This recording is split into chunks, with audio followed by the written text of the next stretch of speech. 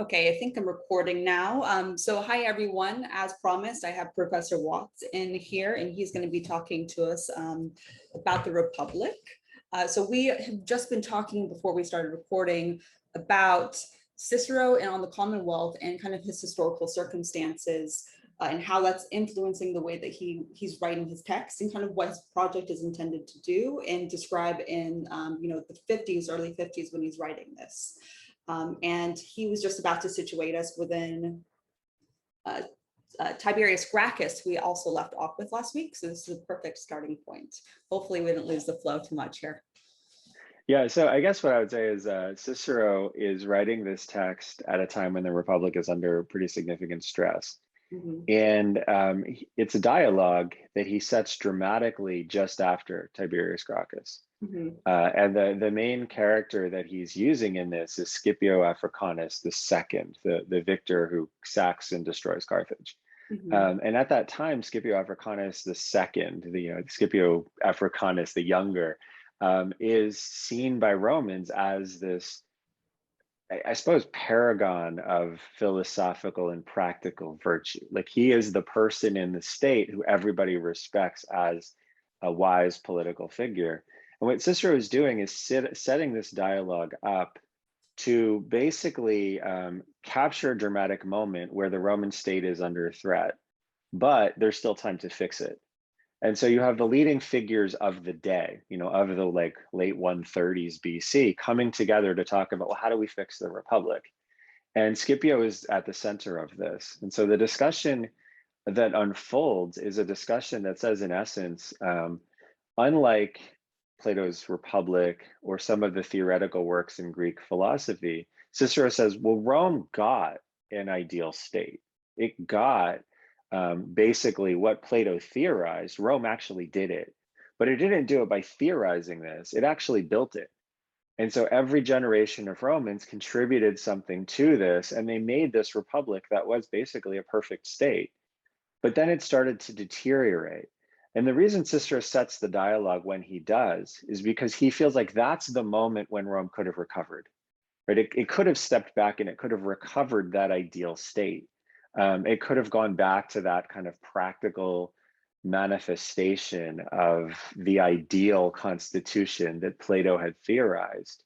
And the historical context is important because Scipio Africanus II dies mysteriously not long after Tiberius Gracchus dies. And so Cicero was saying, in essence, we could have fixed it, and we had the person who could have done it. And look, like, if this dialogue had actually played out in real life, maybe he would have done it, but he died before he could. And so we degenerated from this ideal condition because, in essence, we lost the chance to fix it. And so in the 50s BC, when Cicero is talking about this, the Republic has really significantly degenerated. You've had Sulla, who massacres Roman citizens, something that had never happened before in Roman history. And then when Cicero is looking at this, you have street violence between gangs that are allied with dueling politicians. And you just had a consular election that they couldn't hold because of street violence. And so Cicero is talking in the 50s about a republic that does not look like it's in very good shape.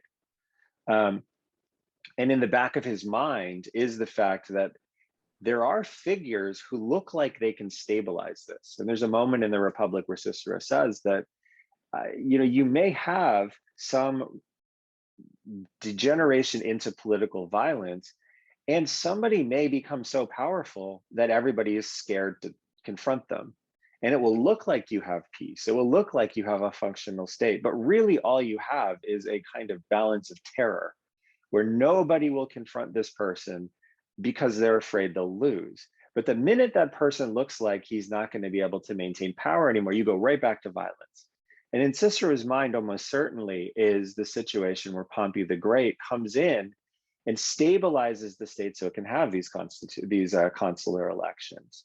And Pompey is that figure, but Cicero seems to be warning that that is not a restoration of the ideal state. It's instead a sign of really significant decay. And so in a way, Cicero is even predicting what you're going to see in the 40s, when Pompey and Caesar start fighting a civil war, because Caesar is the person who says, I might have the goods to confront Pompey, and Pompey's doing things I'm not comfortable with. And so, like, let's throw down and go at it. Thank you. Okay, so I wanted to kind of like go back to, I think one of the points that you're making is the consular elections. And so one of the questions we've been exploring is, how is power kind of acquired or distributed?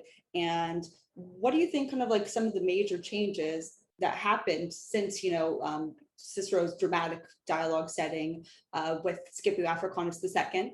By the way, to my class, I don't believe that I clarified this with Scipio Africanus II. So good note. So what happened after that kind of like led to this like new way of trying to acquire power, where they were trying to stop elections? I wonder if you could say a little more about that. Yeah, so it's a long process between the 130s and the 50s. And basically, I think what you would say is there's a number of phases in this where the political process gets more and more difficult to work normally. So the murder of Tiberius Gracchus occurs in the context of an election. And basically, this is the first time that you have violence that disrupts an election. But this does happen at other moments as well. So Gaius Gracchus, his brother, also is killed in the context of like the lead up to an election. You have a really significant moment of violence like this around the year 100, when a man named Saturninus actually uses a mob to disrupt a consular election and kill one of the people who's running. And so that's like the next step. So these elections become more and more difficult to hold. The civil war that Sulla conducts, in a way, kind of cleanses the system, not because Sulla had good ideas about how to fix this, but simply because Sulla killed most of the people who would be opposed to him. And so that calms things a little bit, not really because Sulla had good policies, just simply because Sulla terrified everybody, and the people who weren't willing to be terrified, he killed. And so, that does stabilize things, just not really in a very good way. And so as you move through the 70s, you have people who are trying to do kind of, again, what Sulla had done, but not very effectively. And in the 60s, you have Catiline and other people, again, not very effectively trying to do this. By the time you get into the 50s, though, you have basically politicians who have built up kind of street gangs that are armed gangs. Mm-hmm. And that creates a more sustained level of political violence. Mm-hmm. The violence of Saturninus, the violence of Scipio Nasica against Tiberius, or against Gracchi, the violence even of Sulla. These are things that they arise at particular moments. But what Clodius in particular is doing in the 50s is sustained violence, right? He has a gang, and this is a gang that gets mobilized regularly, and Milo mobilizes against him. And so you can disrupt these elections because you have kind of a low level of sustained political violence. And that means that, it's not like you hold the elections and something violent happens. There is violence throughout the campaign, and you can't hold the elections because there's going to be violence during it. And so that's what's going on in the 50s. What Cicero is looking at is this process from the first moment of political violence under the Gracchi, where it is an outburst, right? It's just like an eruption, and it takes people totally by surprise because it's not part of how Roman politics had worked for the past 300 years. Mm-hmm.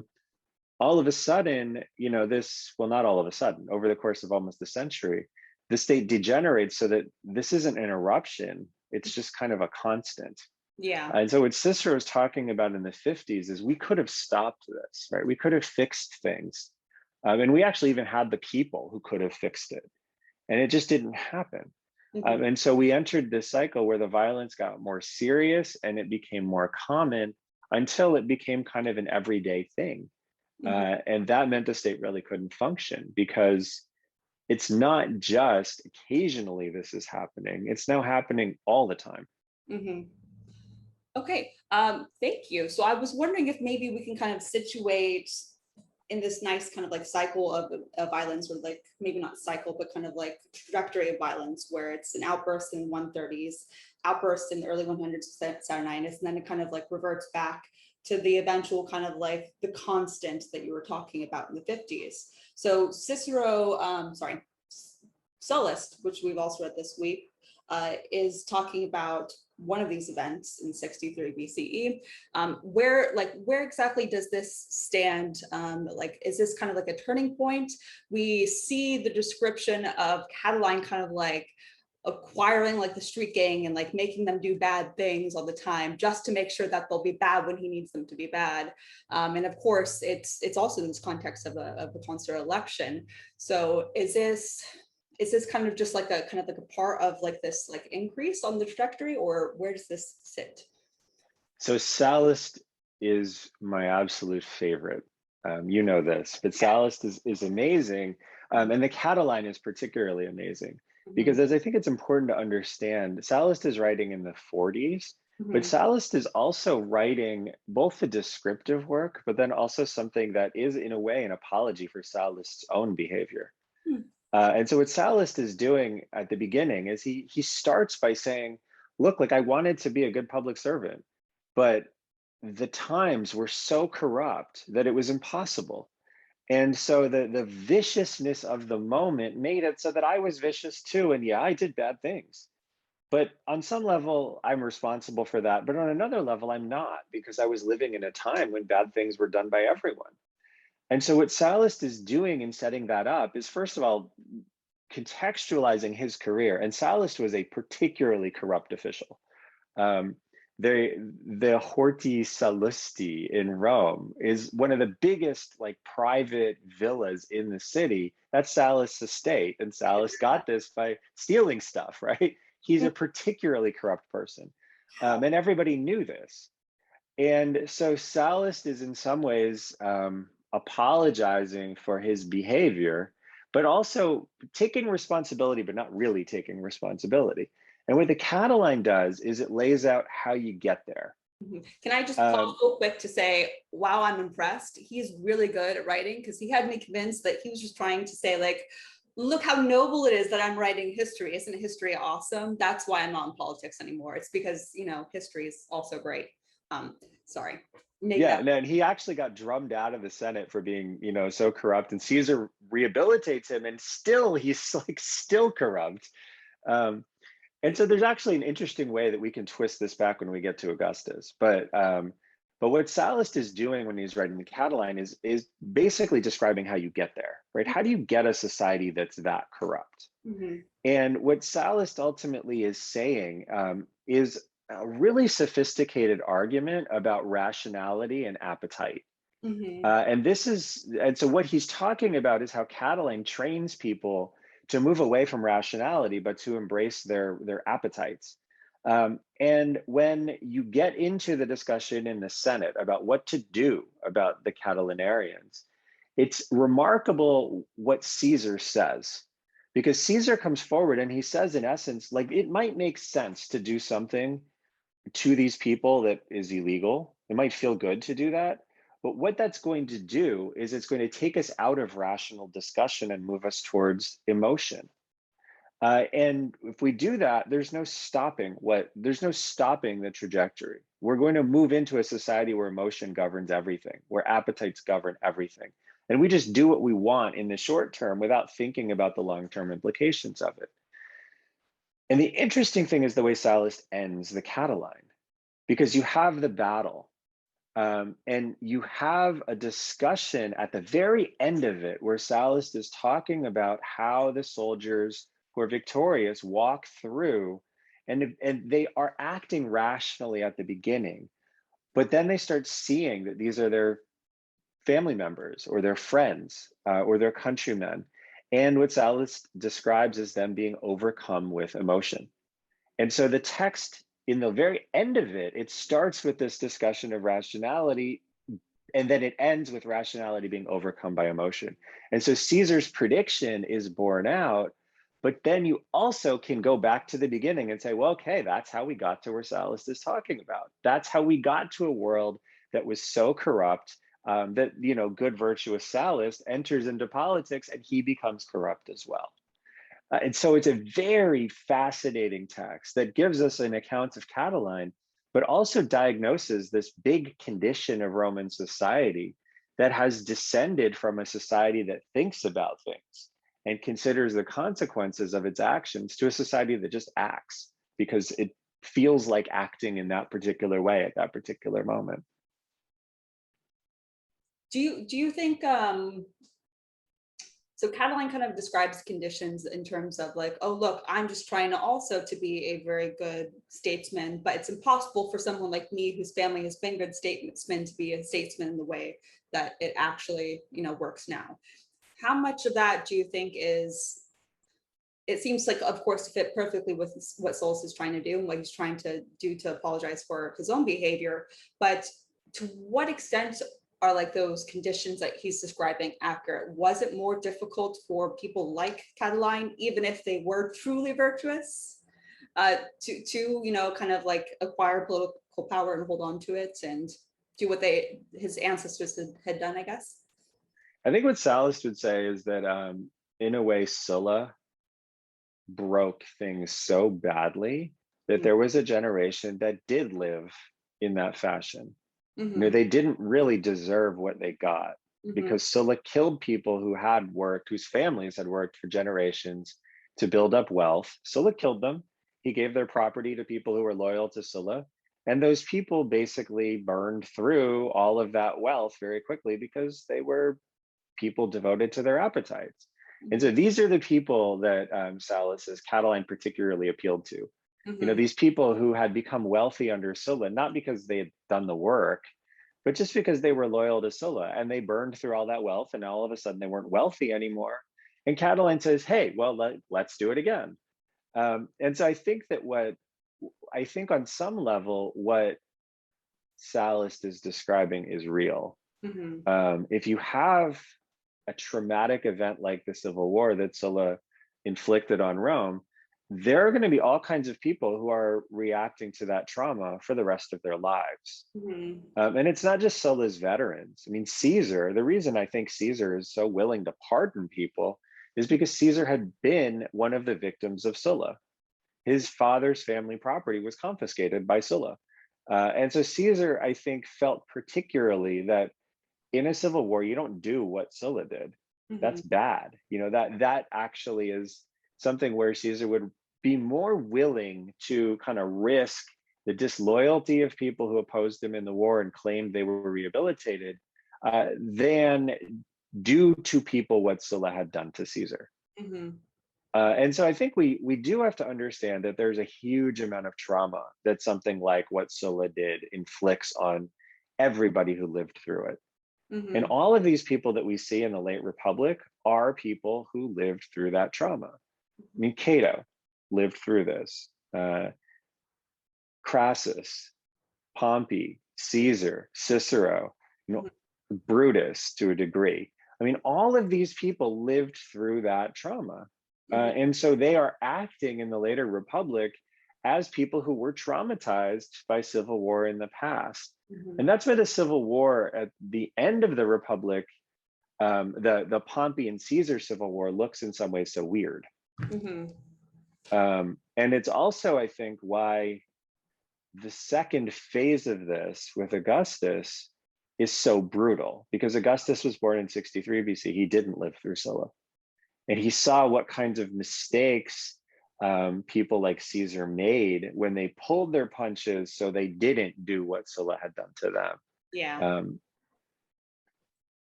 So when you said weird, looks weird, is that kind of what you meant? Is it's different than what we saw with the civil wars with Sulla? Yeah. Okay. Yeah, I think Caesar's behavior doesn't make any sense. I mean, there's no one in Roman history who wins civil wars and behaves like Caesar did. It just doesn't happen. And so we have to look for a way to understand that. And I think the way to understand that is both his experience under Sulla and the stuff we know he said when the Senate meets to talk about what to do to Catiline. Yeah. He really did believe in laws that protected the rights of Romans. He really did believe in protecting the property of Romans and not killing Romans just willy-nilly because you feel like it. There has to actually be a legal procedure that you follow, because once you abandon those laws, you abandon all laws. And this is the point that he's making. And it's the point, of course, that Cicero will make in certain texts, right? He'll say this in the laws, he'll say this in the Republic. But when it comes time to actually act on this, he doesn't follow even his own ideas about this because it feels good. You know, and it feels good to kill the Catilinarians. It feels good to be a hero. It feels good when Milo kills Clodius to say, well, yeah, street violence is bad, except when someone I don't like is killed. And then, yeah, let's like give the person a pass. And to his credit, Caesar didn't behave that way. Yeah. He would only kill you if you refuse to be reintegrated into the society. So there's, I guess, two things I kind of like want to pick up from that, but maybe first, so you're describing Cicero's, you know, the powerful speech given in Sullus's Catiline. Is it, do we know from any other sources that kind of like represents what he actually said at that point? Because it does seem in many ways kind of like, you know, what's the word? I don't want to say anachronistic, but like it seems like Sullus is clearly writing with that speech with what Caesar, like with the knowledge of what Caesar would later go on to do. Do you think he was actually kind of like this kind of person? We can kind of see this as not just kind of him importing back what Caesar would later be, but like a general reflection of kind of like Caesar's principles then. I mean, Sallust definitely wrote the text of that speech. But I think we see from Cicero's accounts that Caesar actually did say something like this. Yeah. And so the words are Sallust. Although I've never done this, maybe you have, or maybe someone has, but it would be very interesting in looking at Sallust to see what he's doing to mimic the style of Caesar. Oh. I mean, we have enough Caesar that we can see the styles of Sallust and Caesar are similar. Yeah. But I mean, Sallust is a much better writer than Caesar. And so there may be ways that you could see the similarities there. That doesn't mean that Sallust just, you know, if it's similar to how Caesar spoke, it doesn't mean Sallust copied Caesar's speech. It means probably Sallust was trying to imitate Caesar's style. Yeah. But it would be interesting to see whether he's trying to give you a Caesarian style as opposed to a Sallustian style. Yeah. For the students who don't know Latin, one of the things that Sallust is particularly good at is very short sentences that include Latin words that have multiple meanings, both of which work in the sentence, and both of which kind of reinforce one another to give you like added layers of meaning within the sentence. And so what you have is a very economical style. And we hear from some sources that he used this, he created and deployed this economical style mainly in reaction to Cicero, who did not have an economical style, but instead would have sentences that go on for entire paragraphs. And Sallust's sentences are, you know, a line long. Yes, I could make some jokes about that, but so with Caesar, we kind of covered like what exactly like his representation is in the text and then the historical reality of it. And I think you made a really good case there. But I'm going to ask about two others and you can tackle both this time, but maybe at least Cato, because something that, you know, a while back, like you kind of like changed the way that I looked at Cato, because Cato is presented like in a very kind of like as a stock type, like very kind of like a character, almost like in all of these presentations. And that character is kind of like a Roman Stoic ideal in many senses. And on one hand, it's like, okay, like it's almost like comedic once you realize like what the type is. How does that differ, I guess, like from the reality of the situation, or how should we understand, I guess, like the Stoic ideal, like the way the overlap between the Stoic ideal and kind of like what he's actually doing that makes it seem like he's like this Stoic ideal. If that makes sense. Yeah, so I think Cato is particularly complicated because Cato is a master of self-representation when he's alive, but he also becomes this kind of, as you said, like a stock figure for later Romans. Yeah. And so a lot of what we have about Cato actually comes from the empire, where Cato becomes a figure, especially under the Emperor Domitian, who is a figure who symbolizes resistance to an imperial regime. And it's also true under Nero, where Cato comes to represent a kind of deliberate way of serving as a resistance to what is seen as a tyrannical regime. And so a lot of what we have of Cato is from the empire. It's from, 150, 200 years after Cato dies. Cato himself, though, was very good at doing things that made the case that he was a different kind of person and a different kind of politician. But a lot of it is kind of cynical. It's kind of, it's in a way kind of like Susan Collins, who is very good at making these displays of I am principled, I am the independent in the Senate. And then you look at what she actually does, and I mean, no, it's not. The reality does not live up to the hype. Yeah. And with Cato, I think it's very similar. So Cato would do things like when Romans campaigned for office, they had a slave whose job basically, or an assistant whose job was basically to like memorize the names and important details about everybody that they're likely to meet. And this was technically illegal, but Rome had become so big that you needed to do this. And Cato made a big show of not having this person. So he would go around and he would know everybody. Cato made a big show about being, principled and not doing anything that violated election laws. But we also know when Caesar ran for the consulship, Cato bribed voters because he didn't like Caesar. And so with Cato, what we see is a figure who is very, very good at talking the talk of being a principled Stoic philosopher who is playing the political game according to the rules that are laid out and according to the principles of philosophy.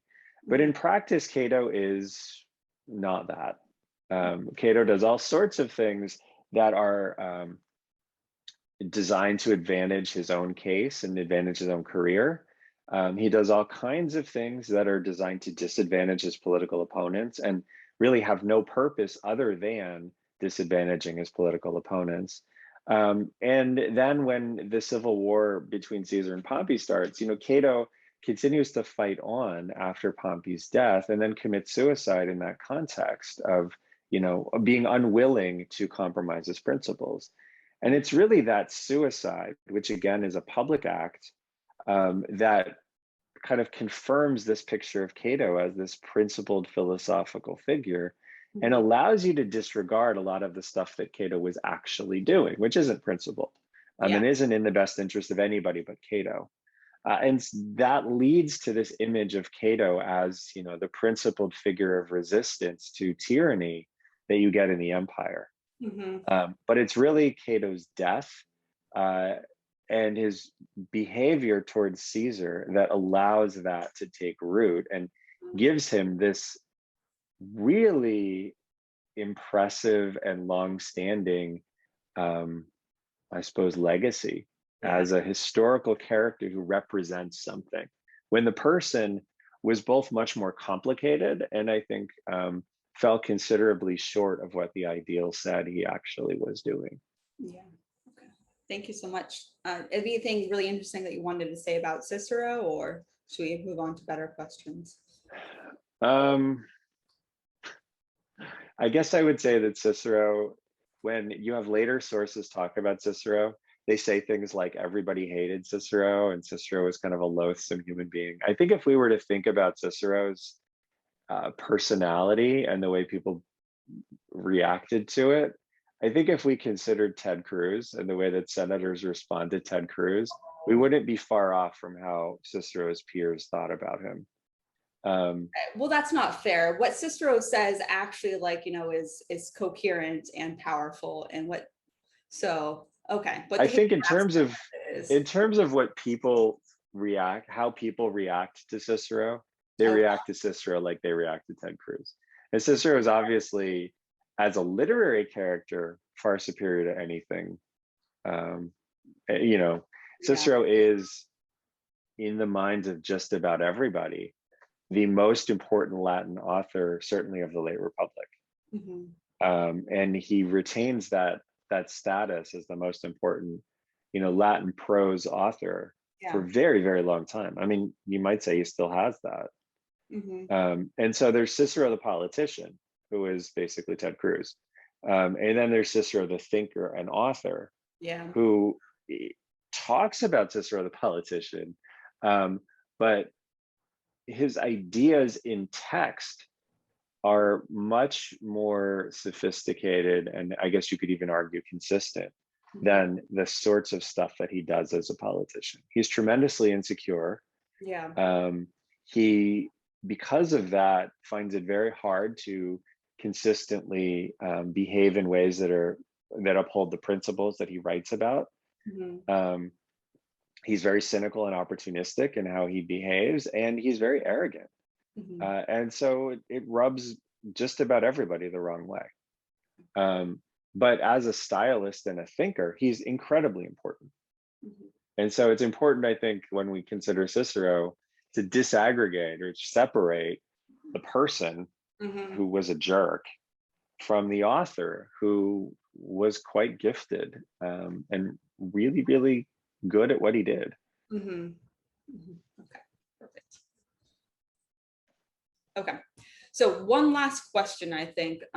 So Flower has this idea that there are different Roman republics. That is, that we shouldn't be thinking of the Roman Republic as like one static thing, because really it changed over times.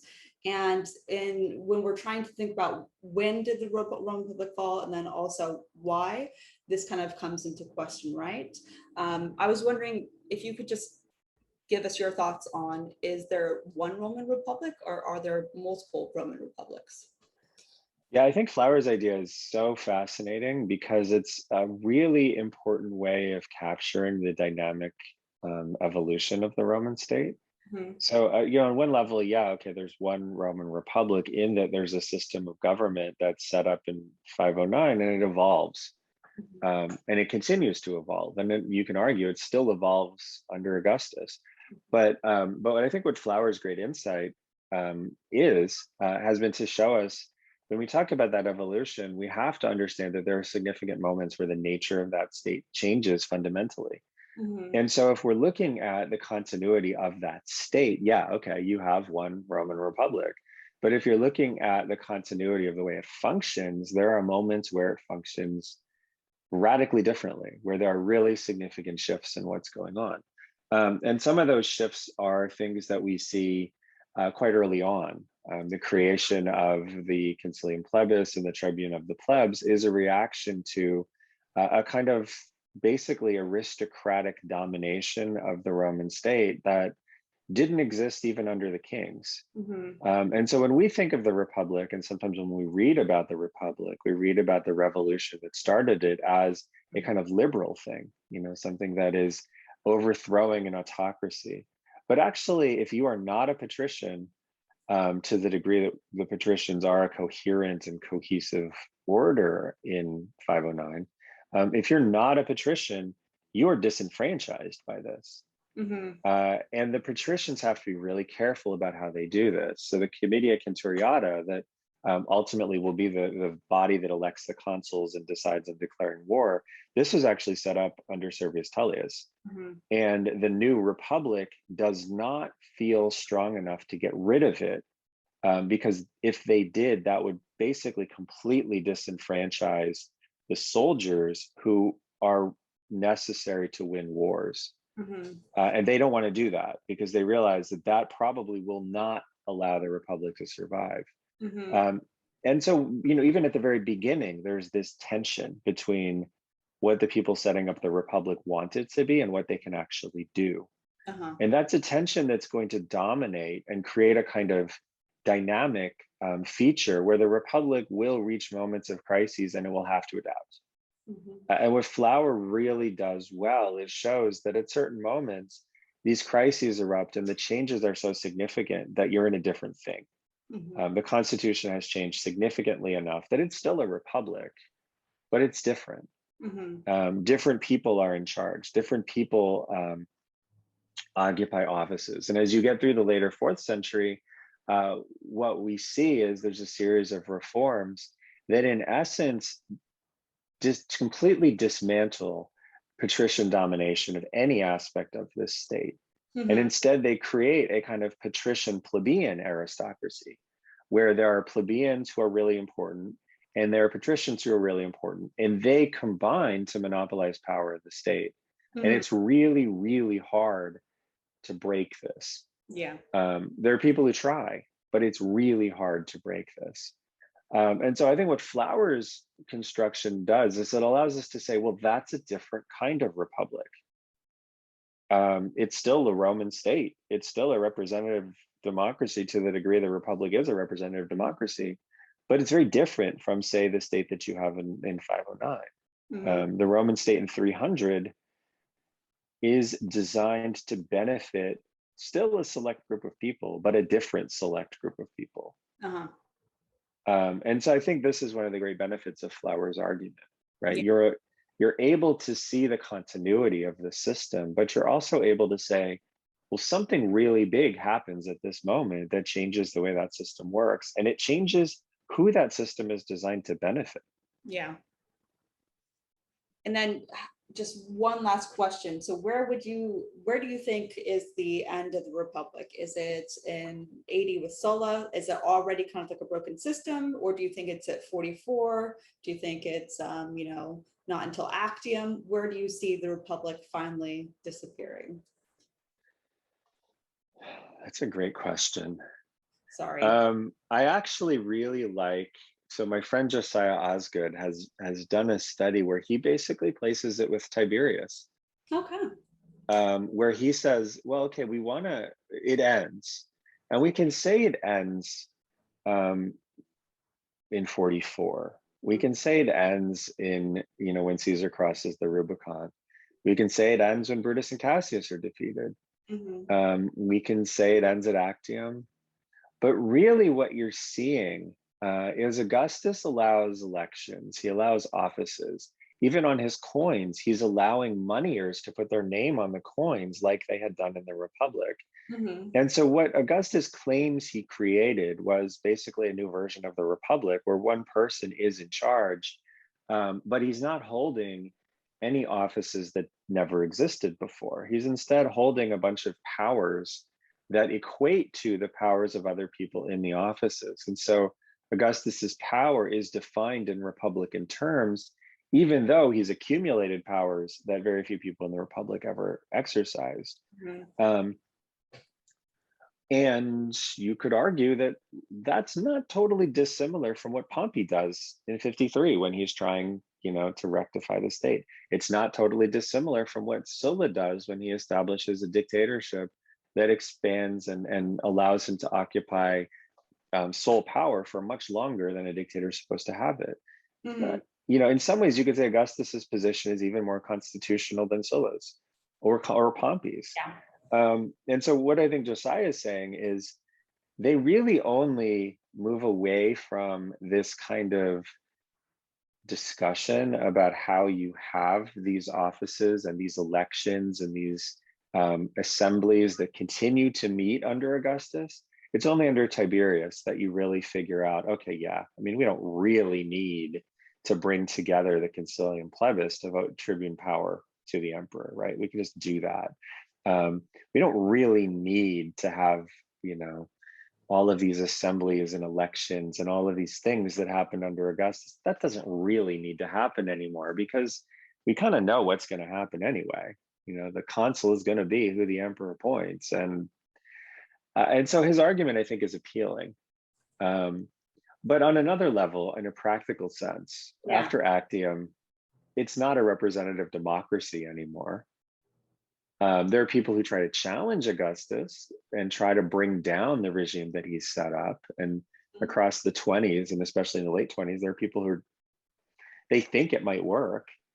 It won't work. Augustus is too well entrenched and is too smart for it to work. But those challenges are there. Um, but there are challenges to emperors. I mean, the state lasts until 1453 AD, and there are challenges to emperors really through the very end of the state. There's people challenging the last Byzantine emperor. So the challenge to an imperial regime doesn't mean it's not an imperial regime. And so I think we have to be flexible in what we're looking at. I mean, are we looking at the machinery of the republic still functioning, even though in effect it doesn't matter? Yeah. Well, then I think we're going into the reign of Tiberius. Are we looking at kind of the ability to freely exercise your voice in shaping the conditions of the state and who's running it? Then you're probably, I mean, you could make the argument that you probably stop getting that in the 50s. And if you're looking at the suspension of normal constitutional orders, and the accumulation of powers by people who are not holding powers that are constitutional at all, yeah, then you're around 44, with the establishment of the triumvirate. So there's all kinds of ways you could answer that question. And I think that actually is really useful for us in a modern context when we're trying to think about what is a representative democracy and when has it gone too far to still be called that. Like if you have election laws in places like Georgia that say, in essence, people can vote however they want, but we can void it if we don't like it. If the governor doesn't like how Atlanta votes, he can just throw out all the votes of Atlanta. Are we a representative democracy? Where are we if we're looking at this Roman pattern? Yeah. If we have a president who's not really elected, where are we? Yeah. Is that actually still a republic? And I think what Rome says is there isn't one answer to that, but we have to be aware that all of those possible answers suggest that there are issues that we might be confronting that we ought to think about. Yeah. Because Romans in the 50s, like Cicero, felt like, oh, this is a blip, right? There's a way to get back. But it really wasn't. It was part of a pattern that would ultimately lead to this degeneration where you have the trappings of a republic under Augustus, but you as a citizen are not making the laws. You don't have an ability to give your input in what laws are actually going to take effect. And so just because you have elections doesn't mean you're in a republic. Yeah. Well, on that powerful note, we'll go ahead and stop there. Thank you so much for coming to talk to my class today.